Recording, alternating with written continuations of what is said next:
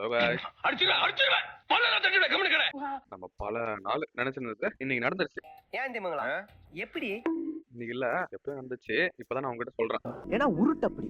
என்னன்னு பாப்போமா? அதுக்கு முன்னாடி என்ன உங்க வீட்டுல ஒருத்தர நினைச்சு நம்ம சேனலுக்கு மட்டும் சப்ஸ்கிரைப் பண்ணிருந்தீங்களா? சப்ஸ்கிரைப் பண்ணி வீடியோ பாருங்க சரிங்களா? என்னையும் ஒரு ஆளா மதிச்சு நான் போடுற எல்லா வீடியோ நீங்க பாத்துருந்தீங்கன்னா கண்டிப்பா தெரிஞ்சிருக்கும். நான் நிறைய வீடியோல சொல்லியிருப்பேன், ஷெட் போடுறதுக்கு எல்லா மெட்டீரியல் வாங்கி வச்சுட்டேன், ஆனா ஷெட் போடுற ஆள் தான் வரலன்னு சொல்லிட்டு ஒரு வழியா வந்துட்டாங்க. நீங்க ஷெட் போடுறோம், இல்ல போட்டோம். சரி வாங்க வளவலன்னு பேசாம வீடியோல போலாம். நம்ம போட்டிருக்க ஷெட் லென்த் வித் ஹைட் என்னன்னு பாப்போமா? லென்த் வந்து பாத்தீங்கன்னா 18 அடி, அதுவே வந்து வித் என்னன்னா 16 அடி, ஹைட் வந்து ஒரு 18 அடி இருக்கும். சோ இப்ப நான் சொன்ன இந்த ஸ்ட்ரக்சர் போட்டு தான் நம்ம ஷெட் நம்ம போட்டிருக்கோம். ஓகேவா? நீங்க கேட்கலாம், ஏன்டா பக்கத்துல ஏற்கனவே ஒரு ஷெட் இருக்கு, இந்த ஷெட் எதுக்குடா போடுறேன்ட்டு.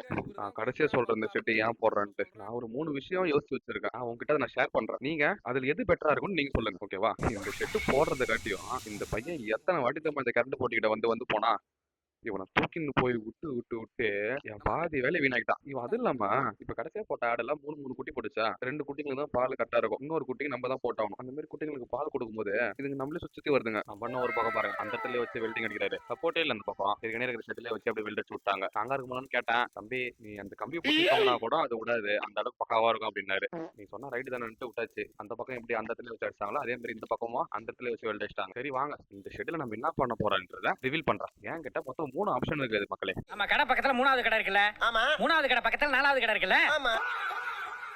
ஒண்ணு வந்து காடை, இன்னொன்னு வந்து நாட்டுக்கோழி, அடுத்தது என்னன்னா உங்க எல்லாருக்கும் தெரிஞ்ச சொனாலி கோழி தான். இப்போ நான் உங்ககிட்ட நான் யோசிச்சு வச்சிருக்கிறத சொல்லிட்டேன். இப்போ இந்த வீடியோ பாக்குற சில பேரு கண்டிப்பா இது 3த்துல எதனா ஒண்ணு வளர்க்குற ஆள் இருப்பீங்க. இப்போ உங்களோட எக்ஸ்பீரியன்ஸை என் கூட ஷேர் பண்ணிக்கோங்க சரிங்களா? இது 3த்துல என்னோட ப்ரியாரிட்டி என்னன்னா சோனாலி தான். நான் ஏன் அப்படி சொல்றேன்னா, என்கிட்ட ஆல்ரெடி நாட்டுக்கோழி இருக்கு. காடைக்கு மெயின்டெனன்ஸ் அதிகம், அது இல்லாம 10 நாள் ப்ரூடிங் செட்டப் ரொம்ப கஷ்டம்னு சொல்றாங்க. அந்த ஒரு ரீசன் தான் நம்ம பேசினே இருந்தோம். இந்த கேப்ல நம்ம அண்ணா ஷெட் போட்டு புடிச்சாரு பாருங்க.